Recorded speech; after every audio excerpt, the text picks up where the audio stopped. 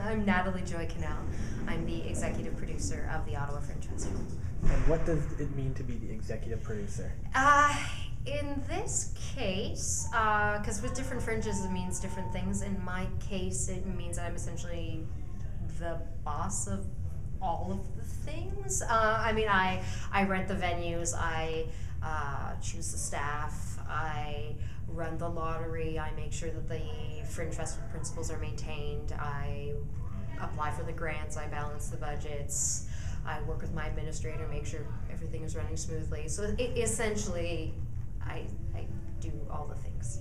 An advantage that I actually have in doing this job that potentially not everybody else has is that I'm also an actor and a performer and a director and a stage manager. So I'm actually able to approach my job from the artistic point of view and from the administrative business side of things. So I'm also the one that is that hired Catriona Leger and Patrick Gauthier, who are also producing this amazing, Chats with Kat and Fringe Minute and this great sort of artistic content that is going along with the festival and whatnot. So, a lot of people think that I'm the business person behind the things, but right. I think kind of an advantage that I have is I also have the artistic side of it, working on my side too.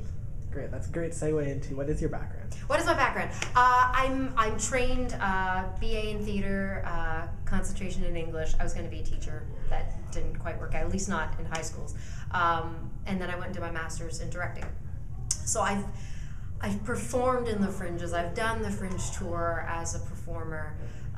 And when Kevin Waghorn, the producer of the Fringe right before me, who's a good friend of mine, got this job, I essentially was like, I think I want your job when you're done with it. Can I have it? And he said yes. So that was many, many years ago, and so a succession plan kind of started, and that's how I got here. But I really believe strongly in the Fringe model. I care about it a lot.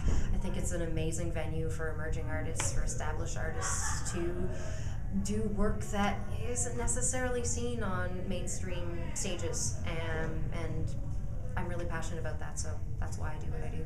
What's one of your highlights as a director? Related to Fringe or just generally? In general. Generally? Oh my goodness. Standout moment for you. Standout, I think probably my most favorite piece I've directed, at least in recent past, is, does that mean I should do it again? Is Betrayal, that I directed with Third Wall Theatre.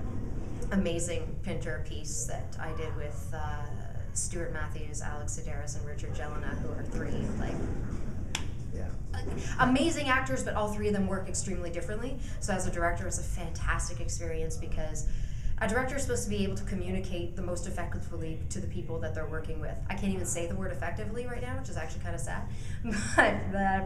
But they were so amazing as performers, yet so different as performers. So it was so much fun for me to work with them because I had to really communicate with them in very specific manners to get them where we needed to go.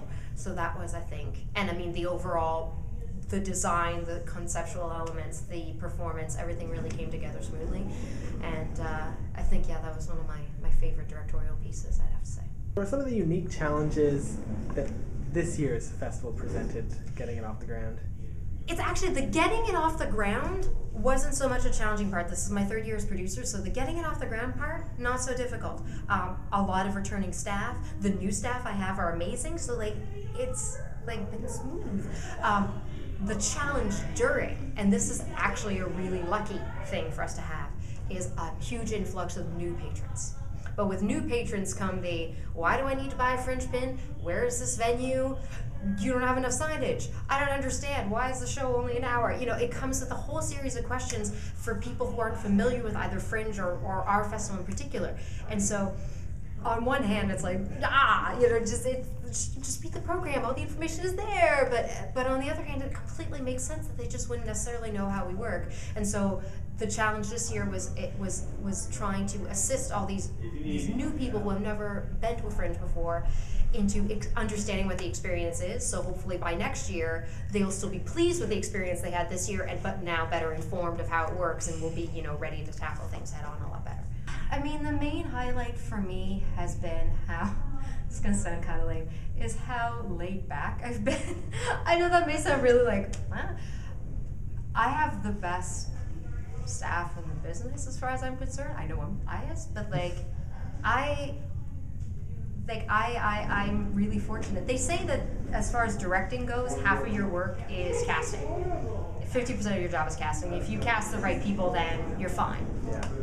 And I kind of feel like producing a Fringe Festival, like 75 to 80% of my job is making sure I'm putting the right people in the right places. Because when it comes to the Fringe, yes, I'm busy, yes, I'm here and making sure everything's fine, but I had so little to do this year. Like, I have my own stuff, obviously, but like, all of my staff are just such hardworking, dedicated, passionate people that, you know, the highlight for me is being like, oh, Chats with Cat is happening, and it's super smooth and funny, and people are really enjoying themselves. Great, I'm gonna go to the bar, and oh, there's nobody here because they've served everybody, and it's just been really smooth. And okay, well, I'm gonna check on, no, I don't need to check on the volunteers because they're already managing. Like, amazing, absolutely amazing. So that, I mean, that sounds like a proud mama moment, but it totally is. I'm in awe of the people I get to work with, and the highlight this year has just been how smooth everything has gone.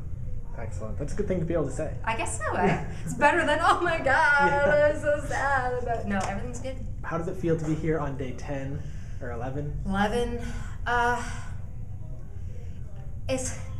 want a big sleep. I know that much. I don't know. It's this exhaustion. I mean, we're all kind of giddy. We're barely even able to talk on the radio in full sentences. We're all just kind of in this like daisy, dopey, sleepy mode. But this like super contented, happy, satisfied, sleepy mode. That feeling you get when you've put in a lot of work into something and you see it paying off. It's just like, it's so good. And I can't wait till closing ceremonies tonight because, ticket numbers were good and everything. I'm really pleased to be able to announce all that very soon. Excellent. What do you do tomorrow? We strike. We strike all of the venues. Essentially, though last year was amazing, I think this year will be too, by noon or 1 o'clock, it's like we weren't even there.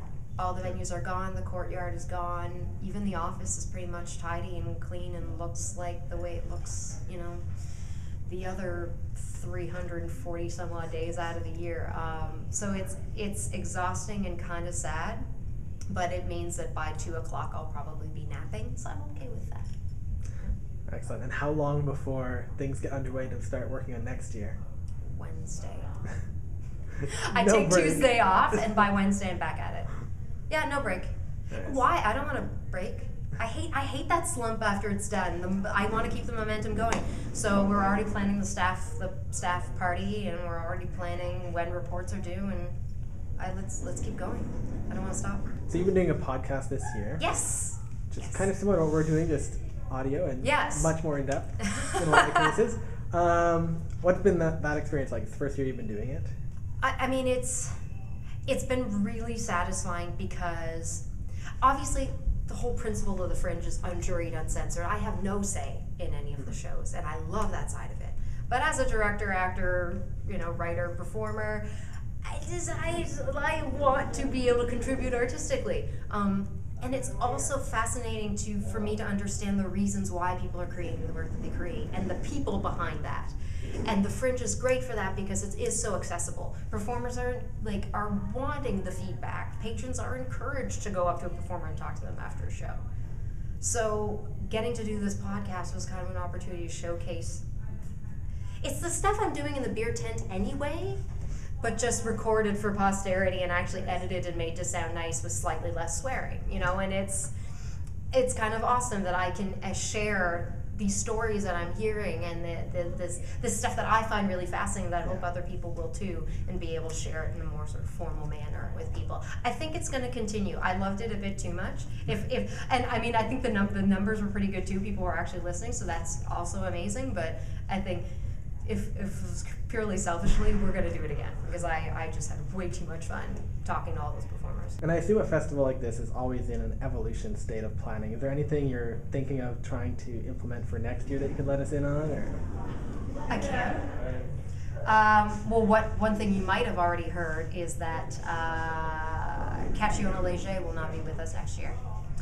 She won't be able to come back as our publicist, and therefore, Chats with Cat might not happen next year. I have a feeling it won't, which would be unfortunate because Chats with Cat is awesome, but Chats with Cat has also been around for many years. So right now, our courtyard programming is wide open. And that's part terrifying and part like, what are we gonna do? Like now I'm actually, you know, that's part of the stuff that's gonna start next week and during the staff meeting is like, what do we wanna do? Like, and I'm going to totally talk to them about it. Like, sure, I could obviously plan it myself, but get feedback from my staff about like, where do we wanna go from here? What do we wanna do now? And the courtyard, it may not be there next year. That's if we do the, you know, the redevelopment of Arts Court, it may not be there. So we have to start thinking, what does that mean for the Fringe? What is our extra programming? What is our extra source of entertainment outside of the shows, which are amazing to begin with? But I don't know. I don't know. We don't know yet. Time will tell. Time will tell.